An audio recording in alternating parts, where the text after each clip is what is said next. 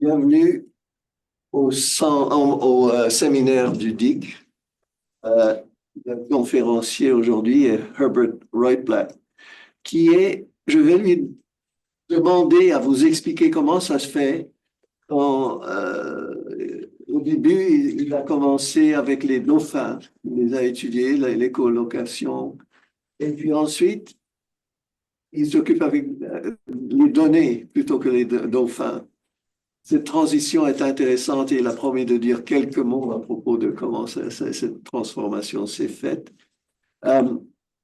Il est responsable de la recherche et du développement d'intelligence artificielle chez Ignite. Ignite, is that right? Oui.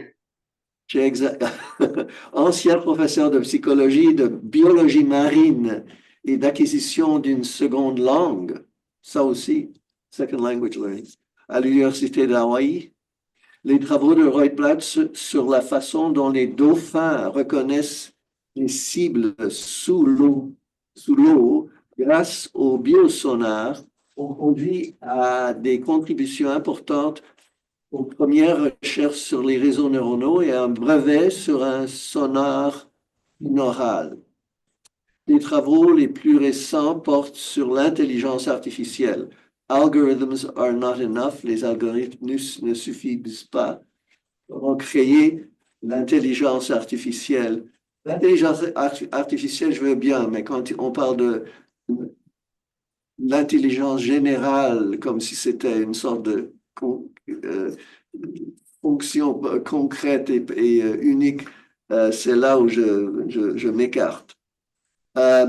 Il soutient que les algorithmes ou les modèles de réseaux neuronaux ne peuvent pas pleinement saisir la complexité de la cognition humaine, ni probablement la cognition fine de l'intelligence animale et suggère ce qui est nécessaire pour parvenir à une intelligence artificielle. Now, général. Now, I'm happy to welcome you to the seminars of the doctorate in informatics here. And to welcome Herb ROITBLAT, formerly from the University of Hawaii. And I won't say the whole thing again because those of you who are here from remote had the abstract and all of the rest of the information there. I'll just say that Herb has said that he will answer questions and he's appealed for chaos for the time being, and I'll just intervene if it does become chaos. The talk is called Theories of Artificial Intelligence, and this is Herbert ROITBLAT. Welcome. Thank you. When you knew me, it was before I was working on dolphins. The dolphins didn't start until I left Columbia and went to Hawaii. And I will talk some about the dolphins. I think you need a glass of water. Yeah, well, I just threw my headphone away. Oh, there it is. Excuse me a second.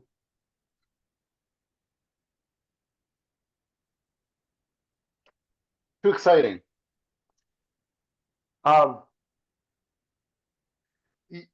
You asked me to say how I got into this space, and I'll start with an idea I had back in about 1985, between 85 and 88, and I was going through the dictionary that I had and came across the word strike, and there are 82 definitions in this dictionary for that word. And I said, how on earth could it be possible that people understand things when there's so many definitions for it? And so I came up with a kind of a model of what it means to know the meaning of a word and to be able to use it in context that I talked about a hyperdimensional peanut that gets projected down into a lower dimensional space. The details of that don't matter, but even then, I was very interested in meaning. And truthfully, if there's one word that characterizes my career, it's representation. How do animals and people represent the world around them? And everything I've done including all the commercial work I've done, has all been basically dedicated to that question. So a friend of mine came, and then I started studying dolphins and was studying their echolocation, and I'll give you some examples of that in a little bit. And dolphin language, I'll give you an example of that in a little bit. And a friend came to talk to me and say that he wanted to make a search engine for magazines. And he had a very complex Boolean, and I said, well, we can do better than that with neural networks, because I've been using neural networks to model dolphin biosonars, Stephen said. And eventually that became the company Dolphin Search, because, you know, I was the dolphin guy, so we had to use that in our marketing.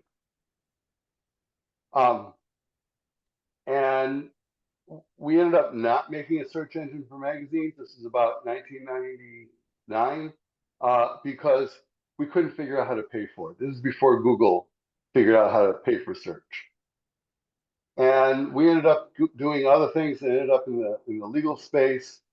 And I got a couple of patents on various things related to that. And that's how I got into the more of the AI space.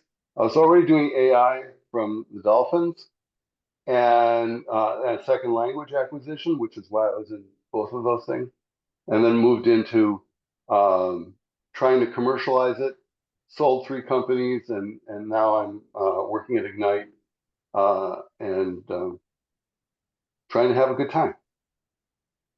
So when you talk about artificial intelligence these days, mainly what we're talking about are large language models. So so I want to spend a little bit of time here talking about them. I'm sure that they are familiar to you, but I want to take a little bit of time here. The key idea, it comes from this GPT-4 technical report. GPT-4 and all the rest of them are basically transformer-based models trained to predict the next token in a document. That's what they are. They're word guessers. And somehow we have imbued them with magic. At least that's what people think. But I want to I want to ground the magic. They're trained on everything. The Common Crawl is a collection of basically for a search engine. The idea was that if you wanted to build a new search engine, you shouldn't have to start from scratch and go collect everything. So that has 410 billion tokens. There's a filtered collection of that. There's some books, there's Wikipedia. Different models use different training sets, but the idea is train on every piece of text you can find. And the way they work is like this. You start off with a context. So Mary had a little, and that predicts the next word, which of course is lamb. Then that word gets recycled into the context. Mary had a little lamb, and then that predicts its. And then that gets cycled into the context, and it predicts fleece. And that's basically how it works. Now, it's not always as obvious as this, but the whole idea is predict the next word.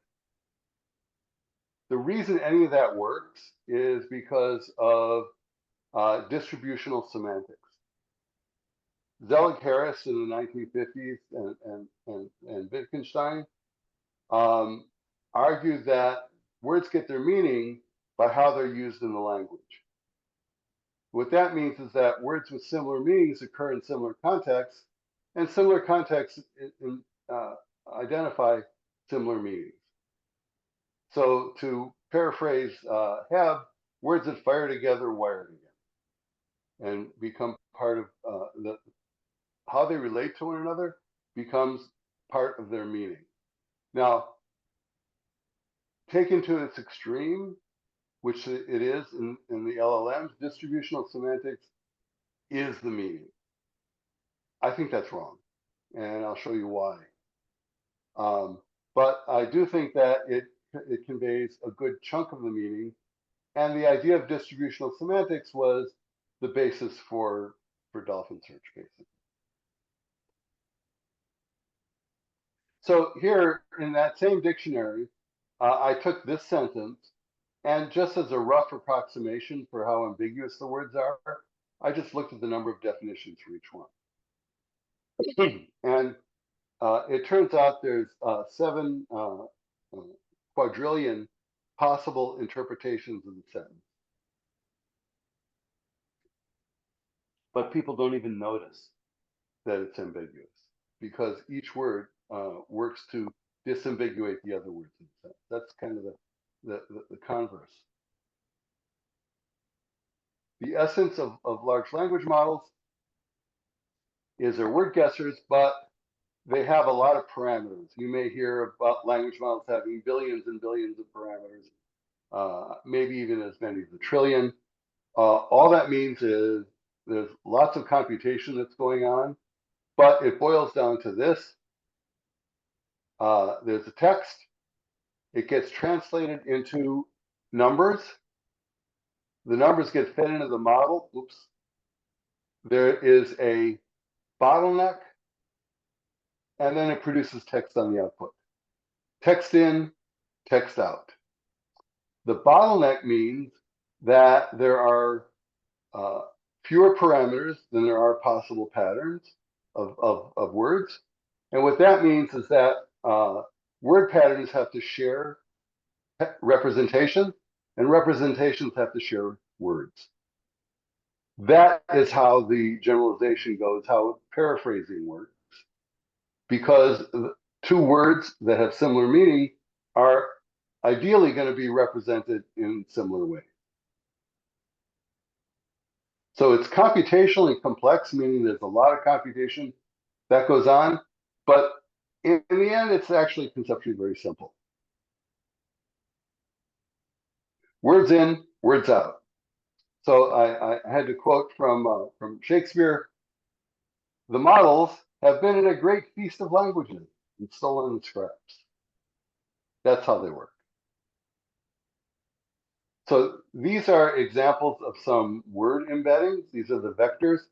Each bar is a number in a vector in a list, and the color of the bar indicates the magnitude of the number in that position. So farmer is represented by one pattern, rancher by a similar pattern, doctor by a pattern that's a little bit different, and nurse is a little bit different. What we can do then, well, let me go to sentences first. We can do the same thing with sentences. So here are 3 sentences. The rancher was concerned that the drought would affect his cattle. The rancher was worried that the drought would affect his cattle. And the rancher was thrilled that the drought would affect his cattle. And we can represent how similar those are. We can visualize how similar each one is. And when it works like this. So the 2 sentences that were very similar in meaning are represented as very close together relative to the sentence that was very different in meaning.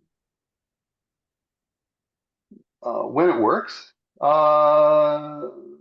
that's great. So this shows the distributional semantics that relates the words as represented by these numbers, and this is the core of large language models. Now, here's a practical application of this. We have facts and we have questions. So you ask a question, and the idea is we'll find the facts that have the closest, most similar embedding to that question. So here we have asking about company holidays, and the answer is the holidays in India include this, and these are some of the questions that could go with that answer, and indeed they are closest to the answer. US holidays, same thing. Poland holidays, same thing. Here's July holidays. We didn't ask about July holidays, so we don't have anything that's similar to that. This is how it's supposed to work. And usually it does. So this is distributional semantics actually working. What we end up with is a stochastic parrot. I'm not sure. Okay. So the context is the best thing about AI is its ability to learn. We predict that with a probability of 4.5%, predict 3 point, and so on.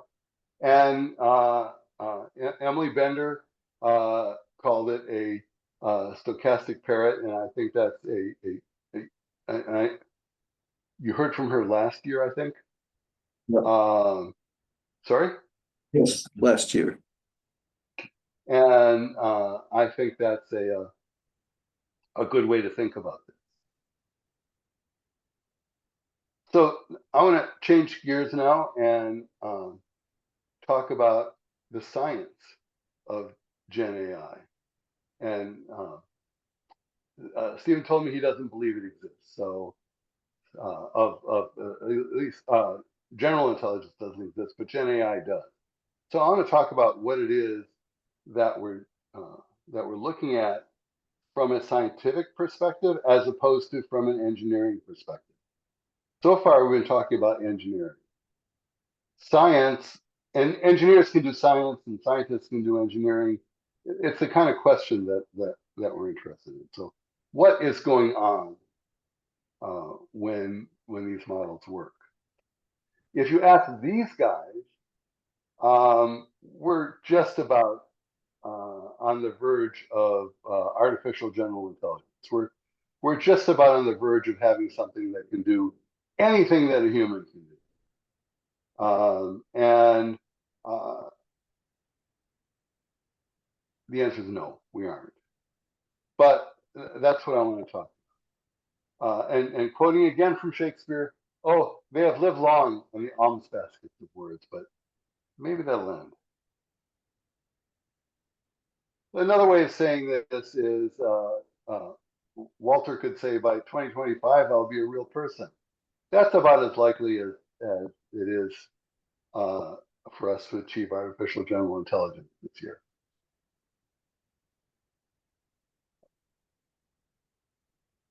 The main barrier to why we're not is what I call anthropogenic debt. That is, it's people pulling the strings. Those of you who are young may not recognize Walt Disney and Pinocchio, but that's Walt Disney in his younger days with a marionette of Pinocchio. People do all the hard work in these GenAI models, and they don't even notice it or acknowledge it, and that's a big problem. So there's design debt. People design everything. They provide the data. They provide the prompts. They pull the strings. And here's a more detailed list of what's going on in these GenAI models. So on the left side, we see what people provide, which is everything. The training data, activation function, how to train them, the structure of the network, we humans select the problems to solve, all this stuff. What do the machines provide? Gradient descent. That is, they learn to adjust the parameters in their model to better predict the next word. And out of this, we're trying to say, hey, look, those machines are on the verge of artificial general intelligence, not until you can figure out how to do everything in the left-hand column by machine. And that's why I say we're not even on the road to developing artificial general intelligence. Russell Crowe is one of my favorite examples. In A Beautiful Mind, he plays John Nash. Nash is, or was, I should say, a mathematical genius. Russell Crowe was not, but he could talk like one because somebody wrote him a script. And that is essentially where we are today.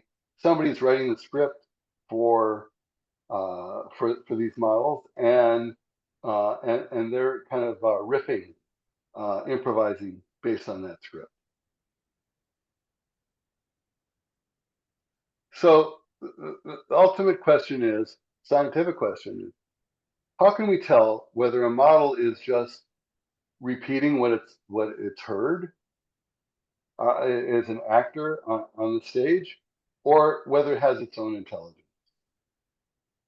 It's the same kind of thing. We're hiring some engineers right now, and the question with them is, how can we tell whether they actually know what they're talking about, whether they actually know software engineering, or if they only sound like they do? And we should be giving job interviews to these machines.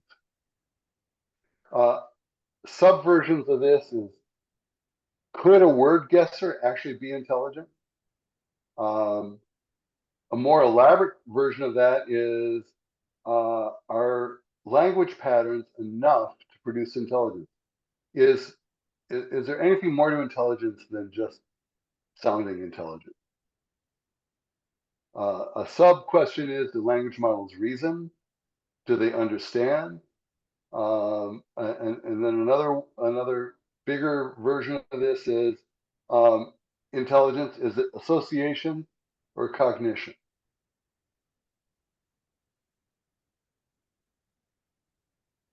Now, we've seen that movie before. When I first knew Stephen, he was the editor of Behavioral and Brain Sciences, and that was kind of one of the big questions. Is there anything to intelligence, or is it all just associations? And there was a lot of good work that went on in those days, and that work, I think, is informative of how we can approach the science of this question. It's informative. The methods that were used are not being employed today to answer these questions. We're just kind of relying on gut feelings and confirmation bias to evaluate them. So I want to spend a little bit of time talking about the work that was done in the late 70s and 80s and extended some time after that, and how that could be useful in understanding what's going on with these machines. So the first thing I want to do is, since we talked about stochastic parrots, I thought we should talk about Alex. Alex was an African gray parrot that Irene Pepperberg studied for a number of years, and he could answer questions. He had a vocabulary of about 100 words. He could recognize 50 objects. He could count up to 6. He had some notion of abstract concepts like bigger, smaller, same, and different. If he got something wrong, he'd say, "I'm sorry." And there was a lot of effort devoted to trying to understand what exactly Alex knew, and whether it was just operant conditioning, just reward, or whether it was something more complex than that. Another participant in these studies is Nim Chomsky. Herb Terrace organized this project with Nim. As an historical note, Nim left Columbia University just before I arrived, and my son grew up playing with Nim's old toys. So there's a family relationship there. In fact, he has more hair, but otherwise we looked. So Herb Terrace came to the conclusion that Nim really didn't learn anything related to language. He was just doing some repetition of science that he had been given just before that. And again, it's what's important for this is not whether they're right or wrong, but how they thought about asking these questions. Can I ask you a question, Herb? Of course. What became of Nim? He went to a sanctuary, I think in Oklahoma. He went to a chimp sanctuary. You know, the problem with the chimps is they get really big and unreliable if they get older. And also the funding, I think, changed, but he ended up at a chimp sanctuary. It was a better fate than David Premack's chimp. I don't really know what happened to Premack's chimp. Do you? Miserable fate. Oh, okay. Well, I don't really know. I know that Premack ended up moving close to where I'm living now, but I don't know what happened to his chimp.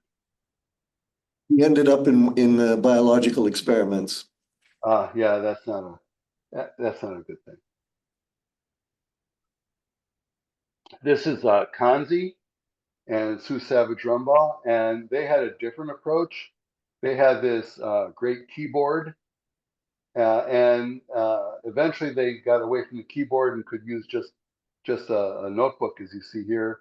And near as I can tell, Kanzi had the most elaborate language-like skills of any of the animals that were studied, but still, they tried to devise experiments that would tell the difference between is it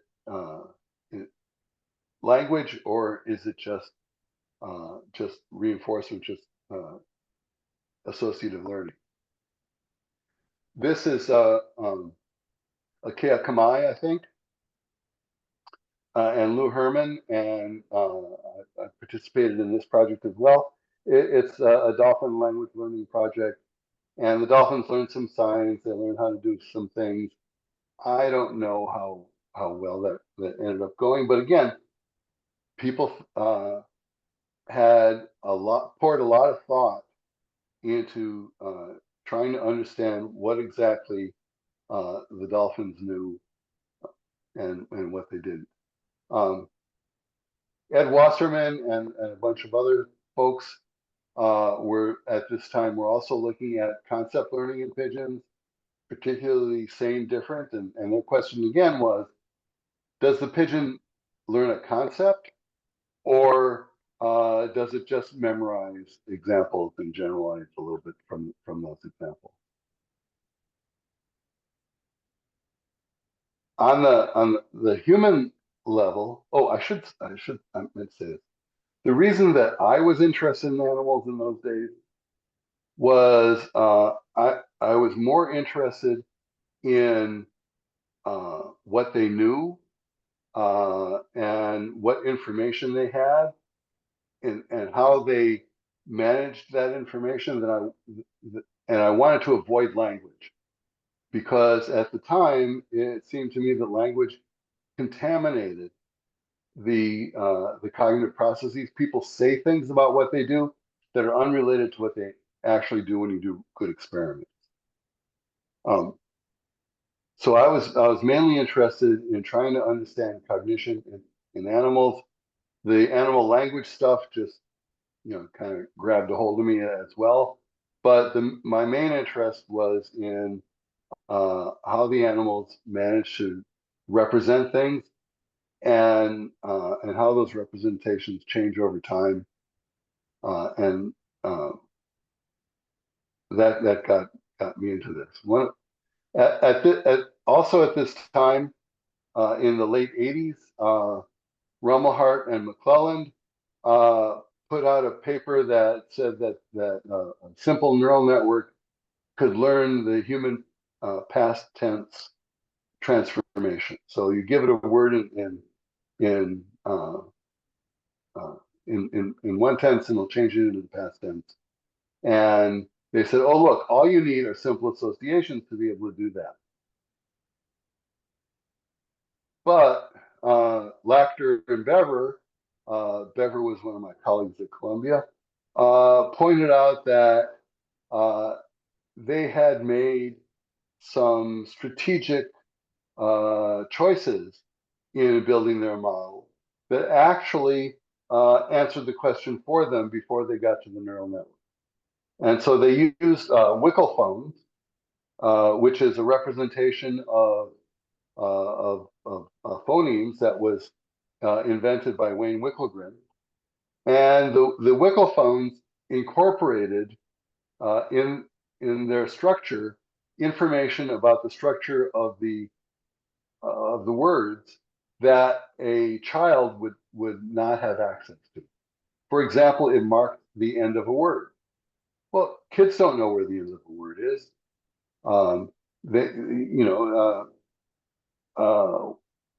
of my linguist friends had an example of her son saying, "Am I being behaved?" Because he broke up behaving into be and have, because his mother would say, "No, behave," and he was trying to behave. So kids don't know where the markers between words are. The space in time between the syllables of words are often larger within a word than they are between words. And it turns out on Lachter and Bever's analysis that Romahart and McClellan included all this great information that that wouldn't be available to kids, but still claim that their machine learned in the same way the kids do. So again, the important thing is, how do we analyze it in a way that is informative as to what's going on? So now I want to talk about some experiments that one of my former students did, and I participated in some of these. So these were with dolphins, and as we said, dolphins echolocate. They send out a about 50 or so microsecond click, comes out through the forehead, travels through the water, hits an object, and the reflection that comes back is an echo. So we were interested in what does the dolphin know about the object that it echolocates. And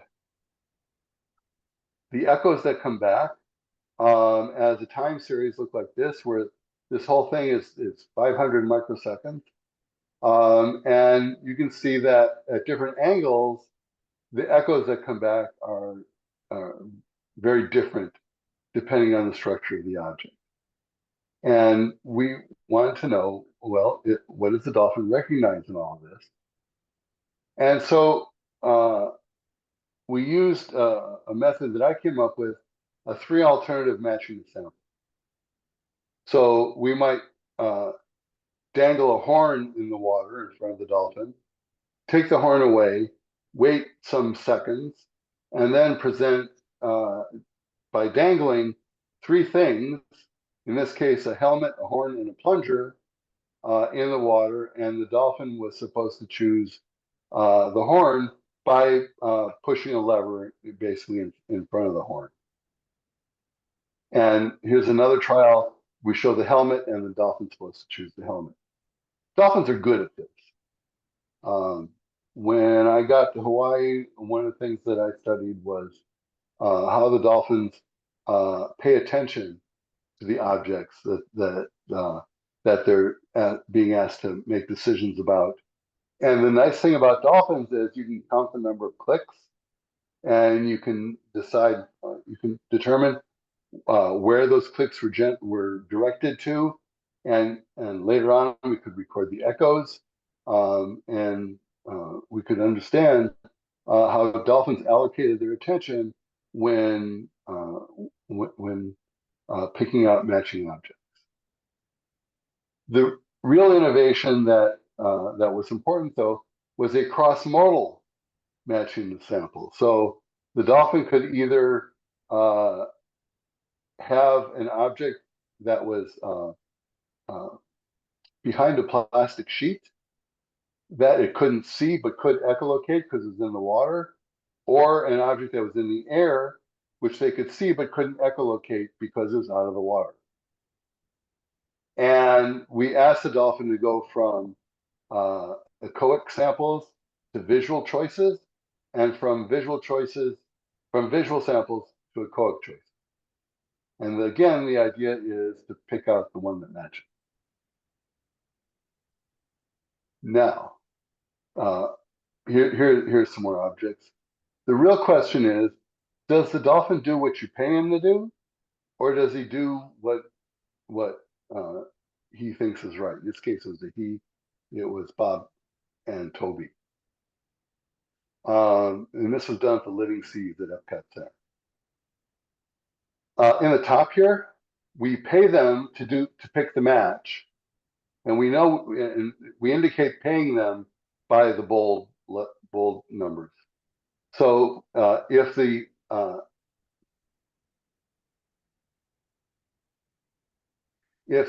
sample was A, they chose A. If the sample was B, they chose B. And if the sample was C, they chose C. Where A, B, and C were any of 12 different object sets. In the second part down here, the bold again shows what we paid them to do, but they didn't do what we paid them to do. That is, when we showed them A, they picked A. And this is cross-modal. When we showed them B, they picked B, and we paid them for C, so they picked C as well. They picked what matched, even though we reinforced them for picking something arbitrary. So that, all things being equal, demonstrates that it's not the reinforcement that determines what they pick. It's that they know something about the objects, even when they're cross-modally presented. And they had no opportunity because they were such weird objects for dolphins. No dolphin in the world has ever seen that plunger. And so what this shows is that the dolphins can extract information about the structure of an object from seeing it, from echolocating it, and will choose the corresponding structure even if you pay them not to. The deep learning models that we use nowadays don't behave that way. So it's possible to work backwards from an object identification, in this case train, to figure out what features of the image were important. So everything that's red here was important in determining that this was a train, in labeling this a train. It doesn't work the way people think it works. It doesn't work the way people work. People see a train. What the model sees are these red spots. And it makes mistakes. So in this picture, it decided that it was also a train. And when you look backwards to see what features it used to identify it, it picked out these features here that are only coincidentally perhaps related to trains. So it did what it was essentially rewarded for doing. In this case, it's pixels in and words out, but they're related. Can I ask the dolphin? Yeah. Can I ask about the dolphin? Just back to doing the same task. Is it not the case, just for echolocation, your specialty, is it not the case that there is some sort of a homomorphism between the visual and the echoic?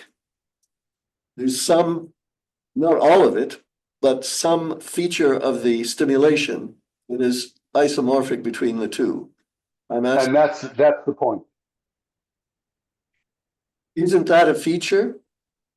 Yes, but it's not an arbitrary feature of it, I don't believe.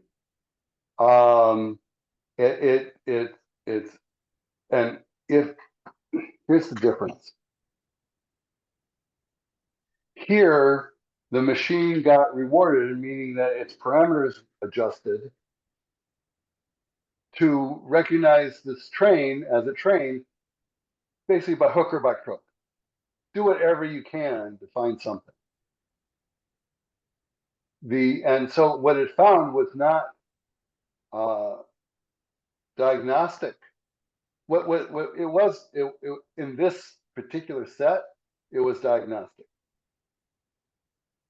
But in general, it didn't represent the object of the train. It represented some stuff, some arbitrary stuff And you can tell that it did by looking at the errors that it also made. In the case of the dolphin, what we think is going on here is that the dolphin identifies actual characteristics of the object and didn't do what it was told to associate. It did what the characteristics of it actually were. What's the difference between a feature and a characteristic? There isn't. But features, what I'm trying to get across is that these features are arbitrary. They are brittle in the sense, that's a good question. They're brittle in the sense that they are relevant in this particular context. But if you had another train, you wouldn't recognize it. If it was a train at a different angle, for example, you wouldn't be able to use this information to identify it. These are pixel features, not object features. That's the point I'm trying. I actually think you're right. It sounds like I'm challenging you, but I actually think you're right.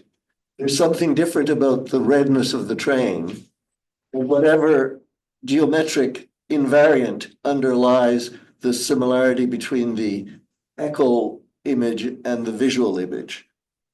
That's what I'm trying to say, exactly. And thanks, because I think you said it better than I. See, the key here is pixel in, words out. I asked one of the models to draw to create an image of a left-handed rabbit writing a letter, and this is what it produced. And it claimed, okay, here's an image of a left-handed rabbit writing a letter. But there's something wrong with this image. In fact, people have been reporting, at least on LinkedIn, that you can't get any of these models to draw left-handed writers. But that's okay. But here it's words in and pixels out. They can do that too. They can draw pictures. They can create photorealistic images. They can even make videos. So I looked at some other sentences and got to try to, again, understand what it is that they're representing. Is there anything more than context, than distributional semantics that makes up the meaning of words? And in this case, I generated the embeddings, the vectors, and then used another program called TITRE to put them into not 768 dimensions, but into 2. And this is what it gave me for these sentences. The sentence that's at the top here is tepid, and the next closest sentence was cool, and then unusually cold, and scorching, and warm. And they're not ordered in the way that if you were ordering them by meaning that they should be ordered. So and the fact that we know that there are meanings here that are not being captured means that meaning has something more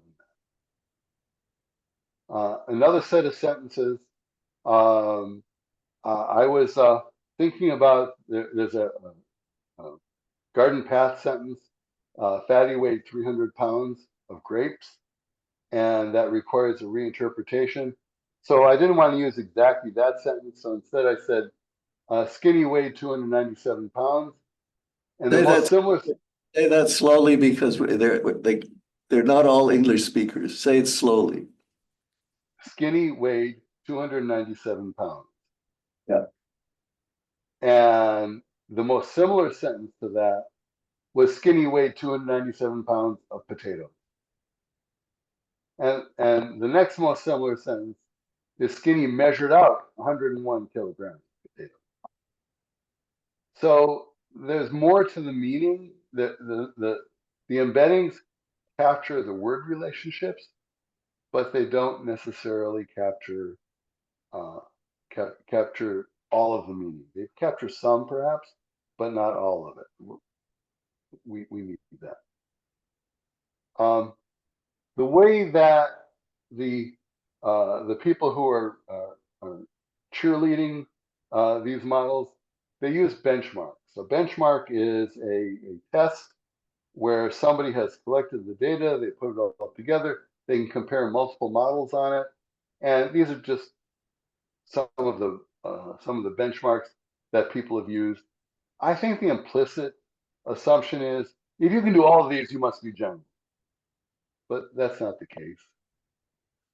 Here's a more detailed representation of one of those benchmarks, and it really doesn't matter what it is.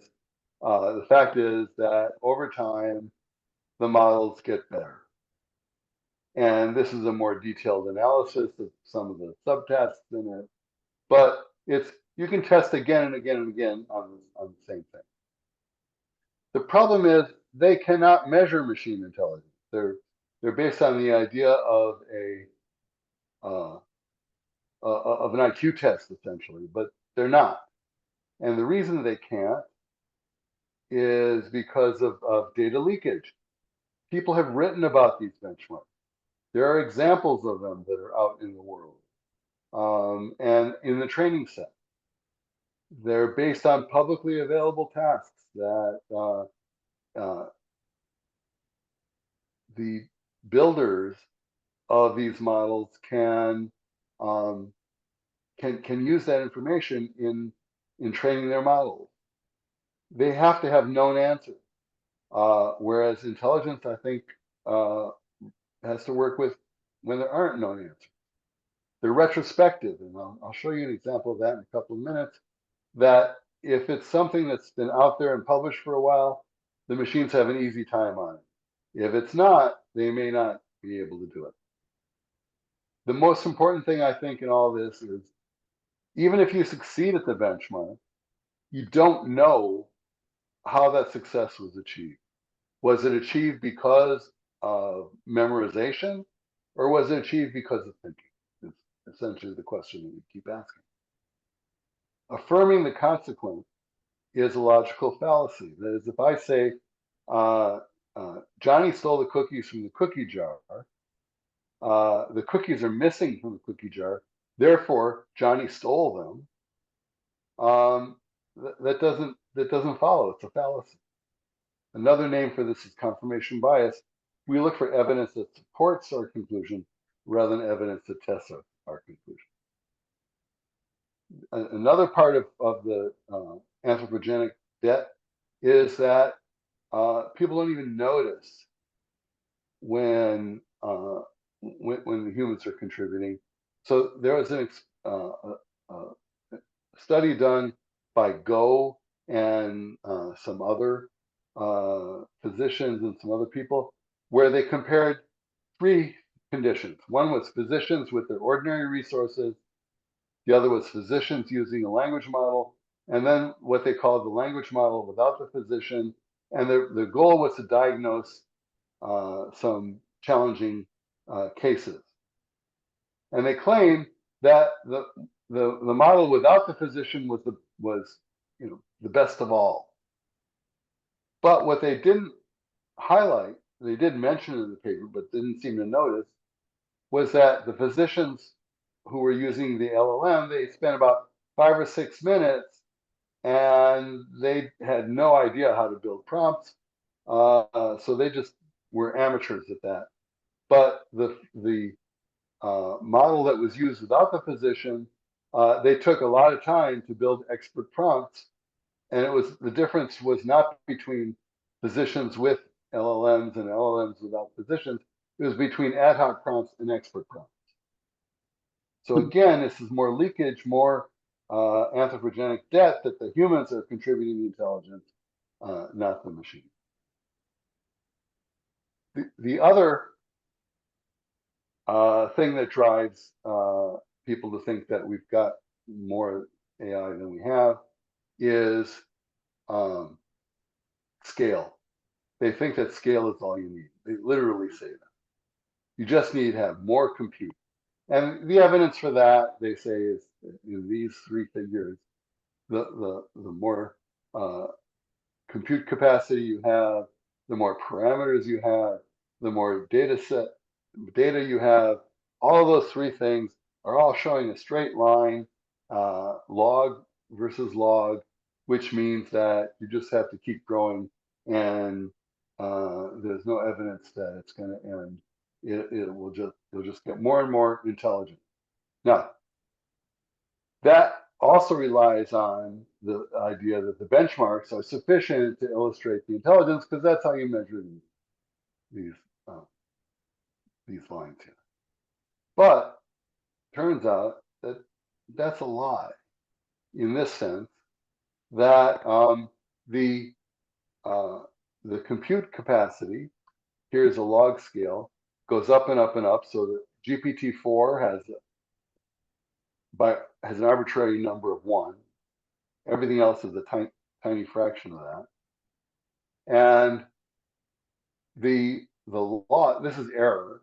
Error goes down, but look, it's curved. It's not a straight line.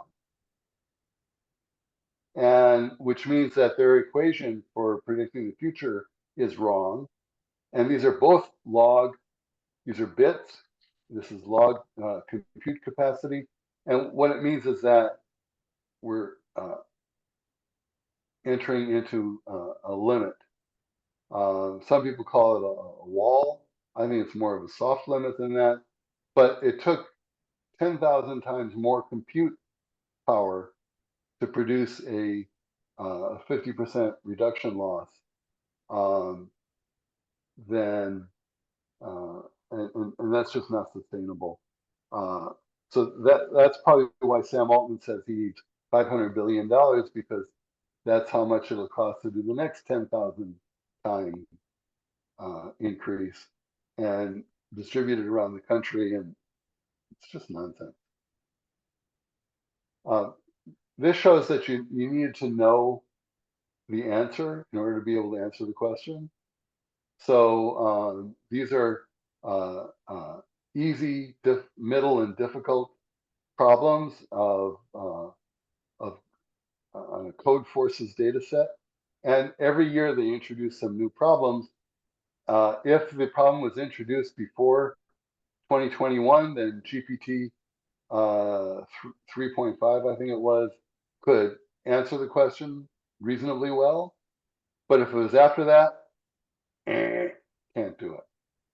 So again, this is the sort of thing that shows that it's good in retrospect, but not necessarily in prospect. So there are at least 5 problems with scaling as a theory. If we measure error reduction, then that implies we know the correct answer. Eventually, they have to reach 0, and so there's a limit to how far it can go. But we think it's a straight line. It's going to keep on going.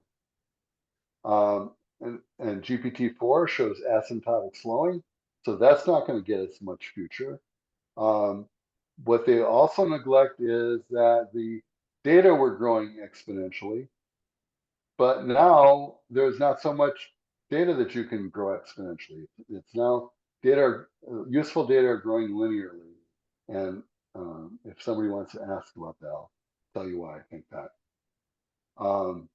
And ultimately, the model accuracy depends on coverage in the training set, not as much on the compute capacity. So this is like a job interview. You might want to interview somebody, give them a coding test, that would be the equivalent of the benchmark. But whether they do well in the benchmark will depend on whether they happen to know that problem or not. If they don't, then they may do poorly. and they may or may not be very good programmers either way. So I want to spend the last few minutes here talking about the future and where I think this is going. I will tell you, I don't have a full theory of artificial general intelligence, but I have some hints and some ideas of where we should be looking. The most obvious thing to do right now is to discharge the anthropogenic debt. Figure out how to provide those things in that long list I showed you, how a machine could do those things that people are now doing. That requires us to do things like compare multiple approaches to problem solving. How could a computer solve? What approaches would be available to the computer, and how can it choose which among them to choose? Can it invent new problem frameworks, new ways of thinking about it? Can it deal with analogies? A lot of what we call intelligence is dealing with analogies. Can it deal with abstract concepts? Deep learning networks are poor at things like same different judging. They're no better than the pigeons, and when they can solve them, you can usually point to some associative mechanism for doing it. Can they deal with open-ended categories? Can they deal with ad hoc categories? If I ask you to name the things that your Aunt Emily would like for her birthday, that is a category in the same way that trains are a category. How do we deal with that when they're ad hoc and there's no training opportunity to learn from specifically? And then, can they speculate? I think intelligence requires speculation. I think it's not just behavior, although the current crop of large language models treat it as just behavior, and it's just language behavior, language in, language out. They fail to recognize that there are many kinds of problems, not just numbers of problems. My calculator can solve, the one on my watch even, can solve a nearly infinite number of problems, but we don't think that it's intelligent. Not all of the problems can be solved by gradient descent. Some of them require insight, where the trick is to discover the right representation. Once you find that, then you can then the problem solved. And you need a theory that includes analogy, metaphor, and I think the way you achieve that might be resonance. Here's an example. This is, and I'm sure that my pronunciation sucks. Poincaré wrote a lot about how he thought his mathematical mind worked. And there's a lot of stuff in there that is about, oh, suddenly I figured it out, or I wasn't paying attention. But what's important is the idea that you need to find relationships that were unknown before.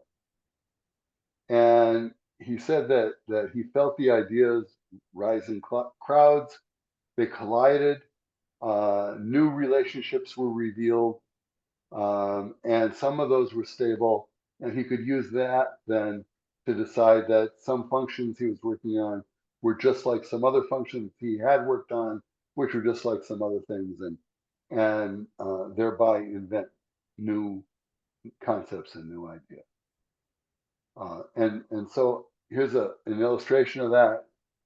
Here's our ideas that resonate with one another, and it's my cartoon of ideas, but some of them resonate a little bit, some of them resonate a lot.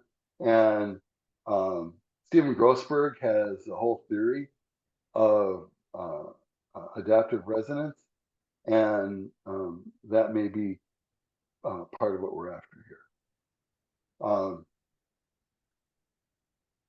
I don't know if you can see what this is a picture of. I can't not see it anymore. Anybody know what this is a picture of?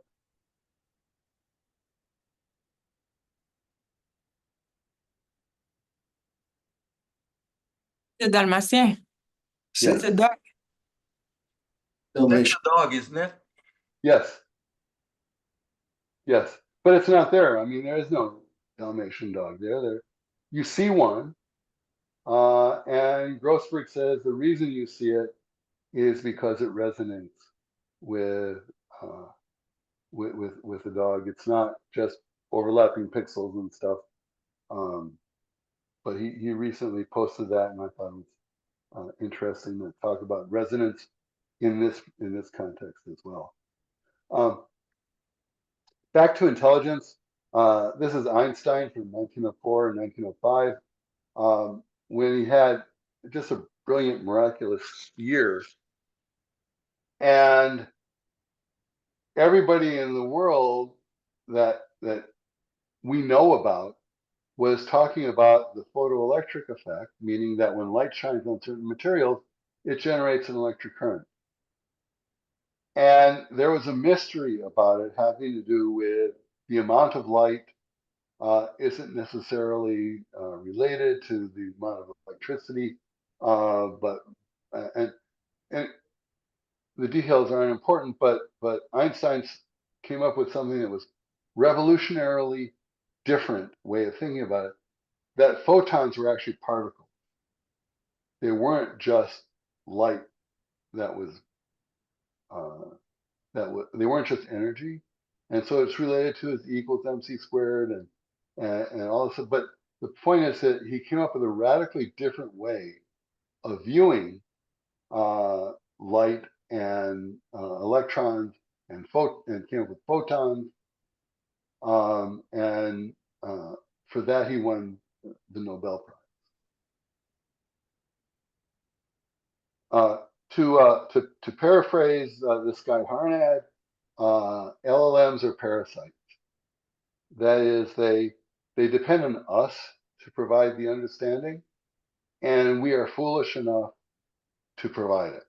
I think most of the time, and frankly, that's often good enough. But from the point of view of an LLM, it has no concept of truth. It has no representation of truth or facts or the world. Everything it produces is equally statistically valid. It says, what's the probability of producing this word? Boom, I produce it, and that's valid.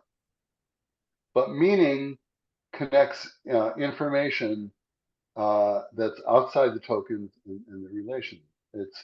There's something more to meaning than just the relation among tokens. And meaning is constrained by the world, not just by the word relation.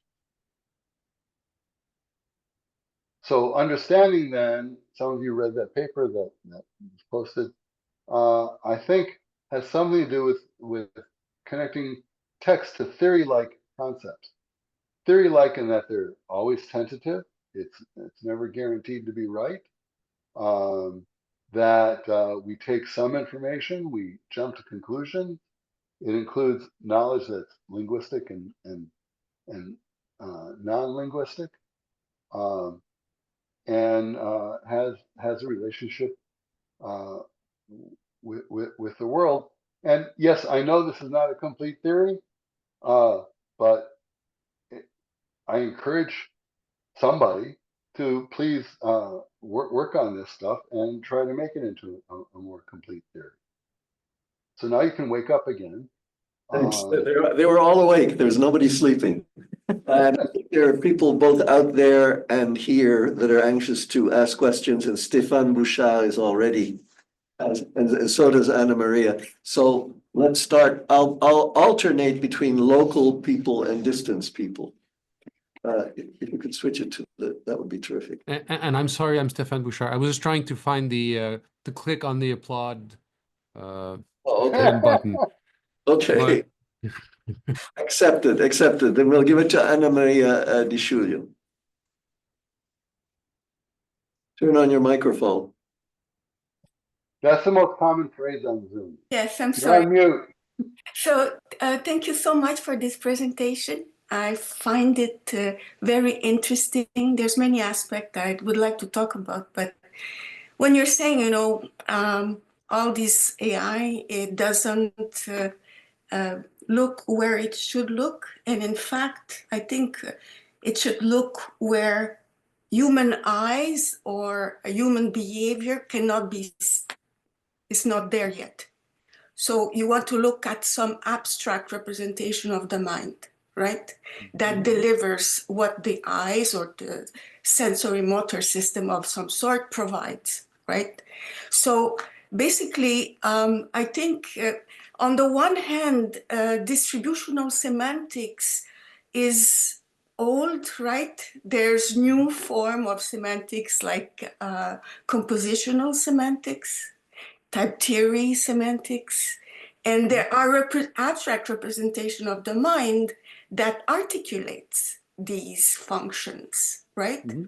So the bringing together of this abstract representation that have been worked for a long time, right, in formal grammar and linguistics, in, you know, having, you know, system which represent the relation between words structured dependently in less of a linear sequence of tokens, right, would be one way to push forward, maybe. I don't know what your view on this is, but part of it, I'm not saying that it's the whole solution, but I'm saying that language, natural language-wise, but maybe not only natural language-wise, maybe there is a view of general intelligence which encompasses natural language. And if natural language is there and it has some property maybe is which are the same that other part of human general intelligence. So you might think of, I don't know, animal behavior or chimps with some structure dependency in their mind, but maybe not center embeddings, recursive center embeddings have been, you know, shown. But, you know, it seems that LLM has to be brought to reason, because people who study formal properties of language and, in a sense, how it's a core part of intelligence, you know, should, you know, make a coalition and bring them to reason, right? And the question is posed. Go ahead, Herb. Yes. The answer is yes. The answer is that would be a great research program. And the book is in that that's on here is intended to explore questions like that, not in the formal sense that you were just talking about, but in terms of what properties of cognitive science are necessary, and the investigator should be informed about the properties of cognitive science that are relevant to intelligence. Yes, thank you so much. My intervention included too many questions and too many things. I will email you. All right. That would be great. I love talking about this stuff. Can I ask you to unshare your screen so that we can see all of the other people? Wow, a lot of people. Okay. There's a question from here. You stand up because I think he can see you. Right there. Go ahead. Okay. Yeah. Thank you, Herbert, for your presentation. Can you hear me well? I can hear you just fine. Okay, thanks. So would you agree that there's value, maybe, or there would be value in a theory of intelligence and knowledge that would characterize the AI, such as LLMs? as having at least some intelligence or knowledge, if not the more complete general intelligence, like you argued, there was none. Let me see if I understand what you're asking. Should we attribute some amount of intelligence to the LLMs? Yes. Or are we required to say they don't have any? Yes, that's what I mean. Okay. They have what's come to be called narrow intelligence, in that they are really good at guessing the next word. They contain a lot of representations of facts in a linguistic sense, that they have the words that represent those facts, but not the fact, any representation of the facts themselves. They are practically useful. I mean, my day job is to use them, and I do some pretty interesting stuff with them. But would I say that they are sufficient for general intelligence? The answer to that is no. Thank you very much. Next question, Dennis. Go ahead. Hello, I'll turn on my video. I'll try to. There we go. First of all, thank you very much for the talk. It was incredibly interesting. Thank you. I was wondering if maybe I could reverse the question for you, and this is a bit open-ended, and so I'll apologize for that. But as I see LLMs scale and become more and more impressive with what they're giving, and a piece of it, especially if you look at the ones where you can see their thoughts, where they're checking their own work, and basically there seems to be this emergent reasoning ability. Forget about AGI, just more and more intelligent, we'll say, or at least the appearance of reasoning, the appearance of intelligence. I hear what you're saying. So my question is, the question I've asked myself, because I've always looked at kind of there's a limit on what you're going to be able to achieve with a purely probabilistic model, and that ceiling that I had in my head keeps going up, and I've had to question if you look at our brains as biological neural networks and an emergent ability to reason coming out of that, how do we know that we are not also stochastic parrots? And if you look at like your example of Einstein and being able to pick new knowledge that did not exist before, I mean, Einstein is a very special individual. Most people, would not have been able to describe the photoelectric effect and why it works. And a lot of our, discoveries are putting pieces together of things that already exist. So you were getting toward, I think, the grounding problem in AI, which I think Steve is very familiar with. And you think so? Is that the piece of it that's different, or do you think there's more? Why are we not stochastic parrots ourselves? Well, sometimes we are. I did an analysis way before all these things came out, where there used to be Ask Jeeves, and they would publish the questions that people would ask. And they were all of the form, where can I find information about X? They contain no information except X. And it came up in the context of trying to understand animal language. And the argument was that the animals have stereotyped patterns that they produce when they make requests. People do too. The machines are great at anything that is known, but they're not so great at things that are not known. And if they were actually reasoning, they would be able to apply that reasoning to things that are not known. Einstein is, our prototype of what a genius is, but the same thought processes occur in everybody, or I should say, many people. Most people. Some people don't seem to be able to engage in any of them, but that's a different story. So the question is, what drives these models? We have no evidence, so far as I'm aware, that their reasoning that they report is related causally to their output. We know that the longer their chain of thought is, the more likely they are to get an accurate answer. but we don't know what would happen if we only reinforce the answer and not the chain of thought that goes in the middle of it. Again, it's confirmation bias. People want to think that they're reasoning, and they say things like people who are reasoning, but that doesn't mean that it's any more than the heat coming out of a light bulb. So I hope that answered your question. I think it did. I'm with you on they're not reasoning. With the question was, how do we know we are?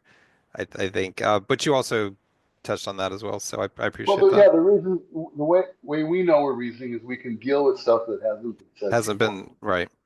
And that's the key thing about Einstein. Not that it was the photoelectric effect, but it was contrary to what everybody else had already written. Okay, we're ready to move on to the next question, which is local. Thank you. I might add, Herb, that I think you can reasonably call Einstein off scale. That's not the thing that we're all trying to measure up to. Go ahead. No, I'm not trying to measure up to Einstein. It's an example. Go ahead. Thank you for your presentation. Can you hear? Can you hear? Mm-hmm. Thank you. Yes, just fine. Yeah, my question is related to the validation, let's say, about the large language models. For example, my question is how can we systematically evaluate the accuracy, consistency, and reasoning quality of AI-generated responses from structured prompts? Measuring accuracy has some pretty standard measures like recall and precision, and just percent correct. I think you're really asking about something else. No, I'm asking not about accuracy and precision. These are Structured. let's say the machine learning validation that ensures that the accuracy that doesn't measure the realism. My question is how can we measure the realism of the generated content? Because the precision, recall, F-score, yes, it will make a kind of validation, but it is not related to the realism. It will be related like the pattern recognition and the feature relationships between the words. As you start your presentation, when you talk about how the next words are predicted depending on the previous word, etc. So the question is how to validate the generated content from AI model, from a large language model, sorry, and especially if the prompts are well designed, structured prompts, not just like playing with the prompts. It takes it takes long time to reach the level that you designed a high level structured prompts. So the question is specific to structured prompts. Yes. Well, I mean, it's more a matter of how you determine the grounding of the models than it is a matter of measuring accuracy, I think is what you're asking about. Is that fair? I mean that I'm just reading about how to validate the generated content in a way that it is not related to pattern recognition, but I found a lot of approach, but I'm not sure if I am on the right track. So therefore, I'm asking because I want to see what kind of, let's say, reasoning I need to search for to make sure that I already cover the realism aspect. Yeah, I think that what you need to do is find novel tasks that no one has written about. So I'm on my dog walk this morning, which is where I do my best thinking. I don't shave, so I got to do it someplace. It occurred to me that if we ask someone to write a function that would generate palindromes, that would be a good test of being able to invent something new, because I don't think that there's any.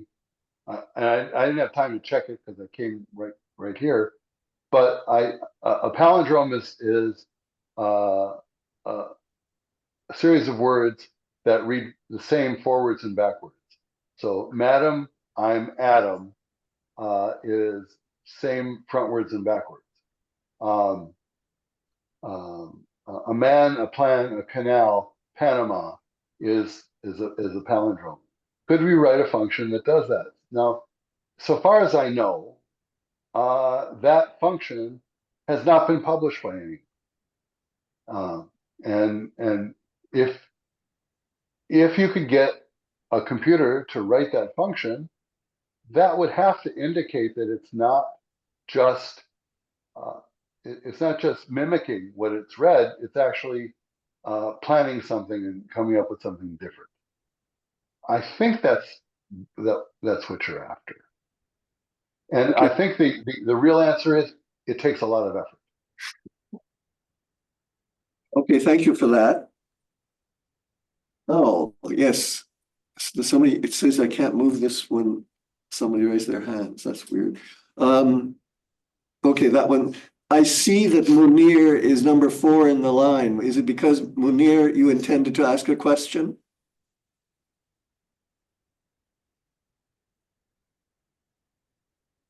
Turn on your mic. No, I wasn't, but if you're insisting. Insist. Well, first of all, I'm really impressed by this presentation. You know, I'm really impressed at my age, but this time I am. It gets worse. Yeah. I maybe have a comment and question at the same time about your slide on intelligence. You know, you say that intelligence is not behavior, and I entirely agree with that. Then you say how a behavior is achieved matters to generality.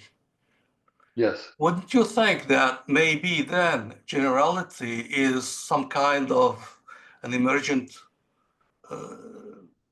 feature or skill from behavior? That is, you know, if you behave long enough under different situations, you end up generalizing and maybe coming up with some kind of unspecific way to deal with things. No, I think it's the other way around. I think that behavior is an emergent property of intelligence. One of the things that I talk about in that book is expertise, and how as your expertise changes over time, the way you solve problems changes over time, the way you identify problems changes over time.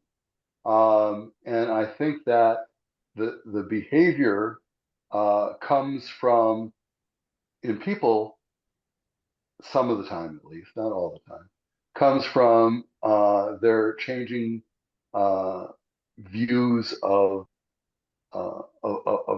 their ideas, not from their behaviors. Yeah, but the way this change of behavior occurs is guided by experience, right? It's because Yes. you've lived a certain number of different situations in which Yes. you were asked to provide some kind of behavior. So, And then, yes, but then there's an abstraction of that. And it's that abstraction that I think causes the change, not that it emerges from the behavior. okay. So you're That's saying what one is a property of the other, and that's it. Well, I'm saying that you know, there's a saying about how do you get wisdom? Through experience. How do you get good judgment? Through experience. How do you get the experience? Bad judgment. Oh, But okay. it's the judgment that I think is running the show, not the experience. Okay, I see what you mean. Well, the reason I was asking this is because there are a lot of people conducting research in neurosciences trying to relate basic functions of the brain to general intelligence, Yeah. you know. It may still, despite 75 years of it, it may still be premature. Yeah, that I agree with. Okay, thanks. We have only 3 minutes left. If I don't see hands there or here, then I can use the chairman's oh, yes, I see one. Okay. Mute. Turn on your microphone, please, Anna Maria. Yeah, sorry. The experiments that you do in neuroscience are very important in telling. Might be the case to see that they are biased, because the experiments I know and that I read more are in a framework where you have the mind is primary and the behavior is, in a sense, a consequence of some thoughts that we're not aware of, but we see representation with brain imaging and things like that. Mm-hmm. So there's a lot of of work by Angela Federici, for example, and others, which shows that the brain, you can detect areas of the brain which are language specific and other specificity, and also you may perhaps detect sign of recursive function that applies in the connection. It's not neural nets, it's much simpler ways to have these relations. And so I would be careful about reading these things, right? Because we're doing theory of intelligence, right? So that means that we don't know exactly how it works, right? So what we could do is to find the best theory, which is simple enough to explain a lot of things, right? So I would be cautious with that. And I think that the call for caution is universally important. Yeah. In that we're just too easily fooled by what we want to be true.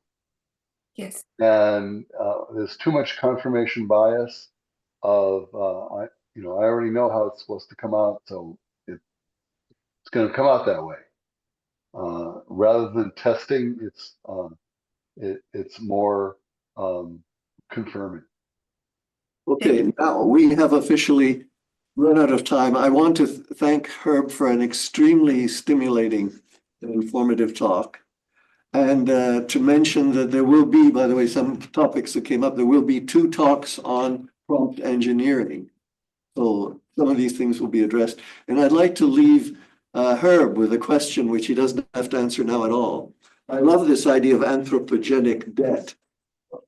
And I wonder whether ChatGPT, as a candidate, say, for the Turing test, for Turing's original test, is actually cheating with his database.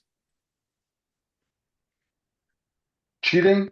No, but it's not solving the problem. No. There's a whole lot more to say about Turing. That was just a question. Thank you very much, and thank you all of you, and see you next week. Thank you, folks.